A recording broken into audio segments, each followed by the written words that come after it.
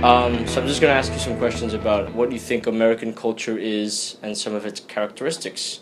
So let me start by asking, what do you think are some of the key characteristics of American culture? That's hard to say, maybe because one of the characteristics of American culture is that we bring together people from so many different backgrounds, ethnicities, countries, that the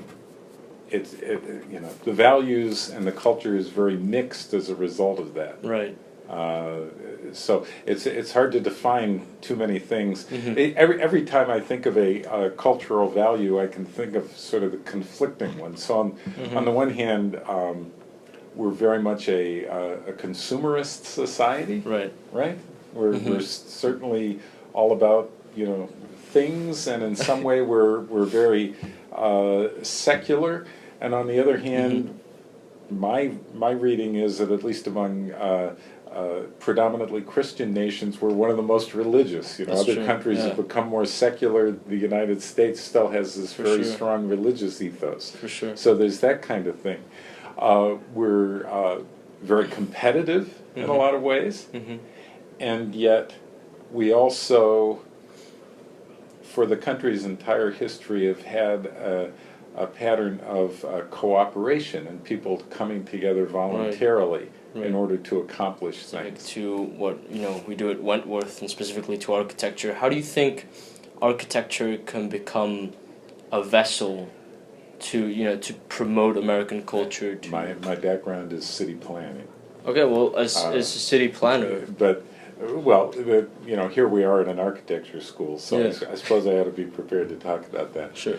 I think that paying attention, it's even more prevalent in urban design than in the design of specific buildings, but being participatory and making sure that the client's needs and concerns are being addressed. And in the case of urban design, the clients can be a whole community. Yeah.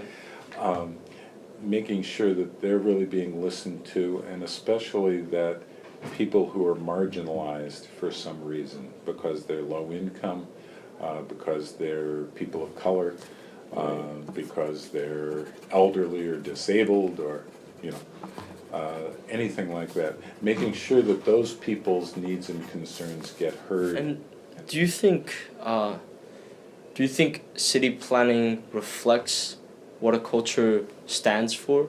In a way, since you're a city planner, does it reflect, like, for example, if you were to compare a city in China with a city in the U.S., do each of the cities reflect each culture? I think they do. In fact, I'd say you don't even need to leave. In some ways, city plans reflect the culture. In other ways, they reflect the historical period in which they emerged. Right now in the U.S., city planning, like government in general, I don't think has a particularly high regard in the general public.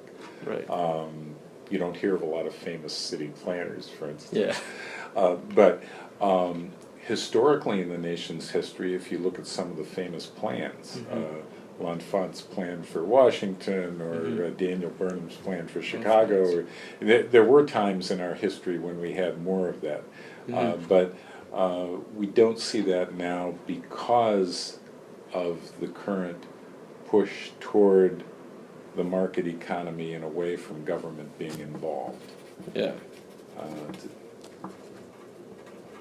As far as international comparisons go,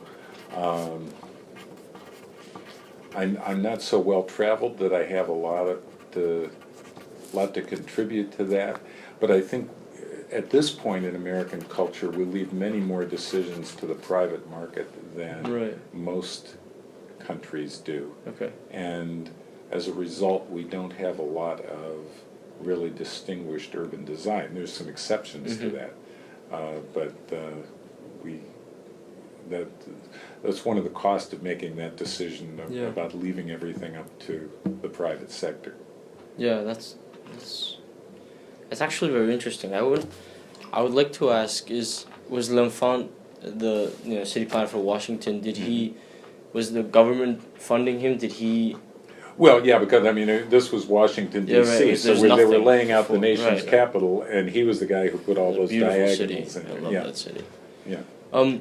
And now that we live in such a globalized society, like sometimes you can't even tell frontiers because people from Africa might be expressing American culture because of that that connection. Mhm. Each country is now closer than before.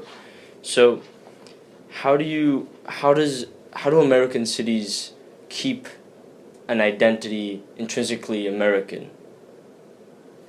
How would you because now if we were to design a city, we might design it on a flat land. It might be designed the same way as it's designed in any other country, maybe. Yeah, I'm not sure that there's that big a difference actually in the design. Certainly, cities like Boston that have a deep history to draw on can highlight that and retain their cultural identity that way.